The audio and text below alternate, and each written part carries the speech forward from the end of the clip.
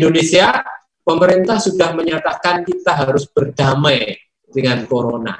Nah, ini untuk yang pertama saya akan sampaikan pertanyaan buat Bang Ahmad Rusdan. Sebenarnya bisa nggak sih kita ini berdamai gitu ya dengan corona? Gitu.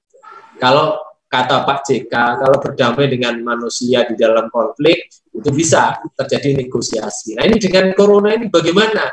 Apakah mungkin gitu kita berdamai? Silakan, Bang Ahmad Rusdan. Ya, terus pun jazakumullah khairan katsiran atas ini pertanyaan yang sangat mengundang polemik ya, makna damai ini apa gitu ya.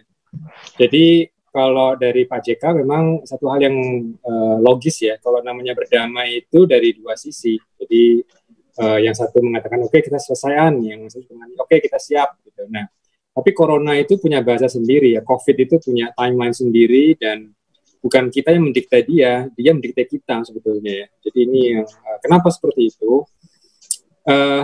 Karena COVID-19 ini, penyakit ini itu istilahnya memutarbalikkan apa yang kita ketahui tentang penyakit. Ya.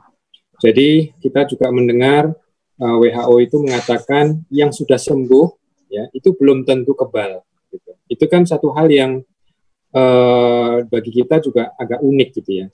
Misalnya antibodi sudah terbentuk, tetapi kok masih bisa terinfeksi.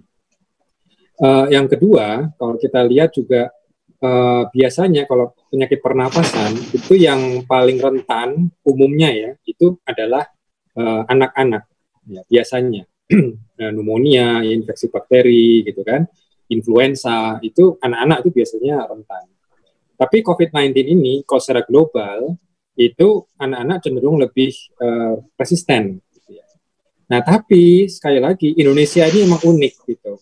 Kita juga dengar dari IDAI ya, dari Ikatan Dokter Anak Indonesia, itu melaporkan data yang memang kita juga ikut terkejut gitu ya, karena case fatality rate-nya itu tinggi, itu antara 1-2%.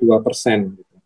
Padahal kalau kita lihat di Cina, itu sekitar 0,1, di Amerika juga sekitar 0,1, artinya itu bisa dibilang Indonesia ini hampir 10-20 kali lipat dari yang umumnya. Gitu. Nah, tapi sekali lagi bisa jadi karena kita terkesan tinggi karena jumlah tes kita terbatas ya, karena kita terbatas ya, jumlah total case memang terbatas, kematiannya segitu ya, kesannya tinggi. Tapi terlepas dari itu, saya ingin mengatakan saja bahwa banyak yang belum kita ketahui tentang virus ini ya. Vaksin juga belum ditemukan dan obatnya pun itu pun juga sekarang masih jadi pertanyaan besar ya. Kita mungkin ingat kemarin obat Kina ya, yang biasanya dipakai, hidroksikloroquin ya, yang biasa dipakai untuk malaria, itu dalam satu studi retrospektif di Amerika, ya, mereka melihat kok kesannya tidak ada perbedaan ini antara yang diberi hidroksikloroquin dan yang tidak diberikan. Bahkan yang dikhawatirkan ada sekitar 30% mortalitas lebih tinggi gitu. Nah, tentu saja memang datanya ini masih harus dilihat lagi karena uji klinis masih berlangsung. Tapi ini sudah memberikan juga tanda agak sulit. Demikian juga obat antivirus remdesivir itu juga tim Cina melakukan uji klinis, hasilnya mengatakan tidak ada perbedaan.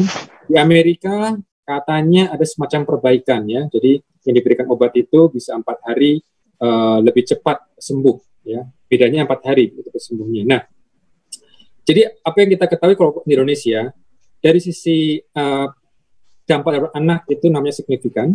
Terus yang kedua juga dari sisi obat ini kita juga kalau misalnya terjadi masalah obatnya nanti apa, ini juga masih menjadi pertanyaan besar. Mudah-mudahan tim rumah sakit di Indonesia bisa melaporkan juga apakah benar hidroksikloroquin itu juga memang bermanfaat. Dan juga ini Mas Mujianto, kalau kita lihat juga case fatality rate untuk usia produktif. Jadi kalau kita misalnya mau new normal nih, mengembalikan lagi orang yang bekerja lagi, kalau kita lihat datanya juga unik. Di Cina, kalau kita lihat mengacu ke Cina sebagai sumber petaka ya, sumber wabah, itu biasanya angka case fatality rate itu di atas umur 60 tahun sekitar 10%. Ya, di atas 60 tahun, 70 tahun, 80 tahun itu sekitar segitu. Indonesia angkanya lebih maju. Justru di angka di atas 46 tahun. Nah, sekali lagi ada caveat di sini, memang testing kita memang termasuk rendah. Tapi di sini trennya itu artinya yang muda-muda itu juga sebetulnya rentan. Ya, seperti saya ini sebetulnya termasuk golongan itu. Jadi emang harusnya di rumah mungkin gitu ya. Tapi juga yang menarik juga, ini mungkin yang terakhir supaya kita bisa aware aja ya, terkait dengan kalau memang kita mau dibuka nih new normalnya. Indonesia ini anak-anak muda yang relatif produktif itu hidup bersama orang tua mereka. Beda dengan di Eropa, di mana yang tua-tua itu dialokasikan ke panti jompo, sehingga melindunginya mungkin tanda kutip lebih mudah. Sedangkan kalau di kita, itu justru yang masih produktif itu juga ada mertuanya, ada orang tua kandungnya yang sudah sepuh, gitu kan. Nah, hal ini juga membuat cara kita melakukan tanda kutip hidup baru tadi itu memang perlu betul-betul dipikirkan dengan hati-hati, gitu. Karena apa? Karena kita tentu masih ada kelemahan dari sisi testingnya, kita masih ada kelemahan dari surveillance-nya, kontak telusur kita juga belum bisa agresif, dan juga persepsi risiko kita masih lumayan tinggi. Nah, kalau itu mau dilompati, ya langsung kita mau melakukan apa disebut dengan kenormalan baru, yaitu nanti ada beberapa konsekuensi yang mungkin harus disiapkan.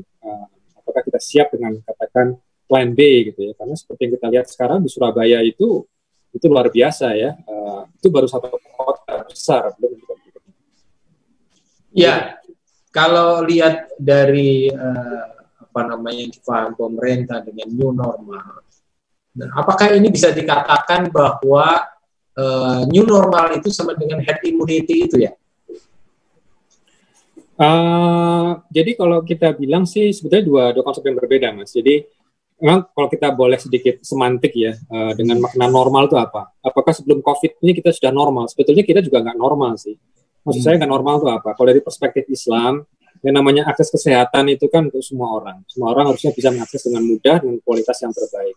Tapi ya kenyataannya kan kita juga masih berjuang dengan sistem BPJS ya, di mana dominasi keuangan itu sangat dominan ya untuk mendapatkan kualitas yang terbaik. Itu sebetulnya nggak normal dari perspektif kita gitu ya. Jadi apakah kita mau kenormalan seperti itu ya mestinya enggak. Tapi oke lah.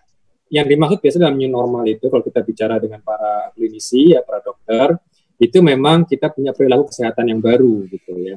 Nah, tapi kalau kita bicara herd immunity, memang kalau kita lihat dari sejarah Homo sapien ya, jadi maksudnya ras kita ini manusia yang sekarang itu tidak ada ceritanya ras kita ini akan punah oleh virus ya. Yang paling kita ingat ya, yang paling modern terakhir itu kena Spanish flu, itu memang mematikan hampir 50 juta orang. Di Jawa sendiri mungkin hampir 2 juta orang. Tapi kenyataannya kan kita tidak punah, gitu kan?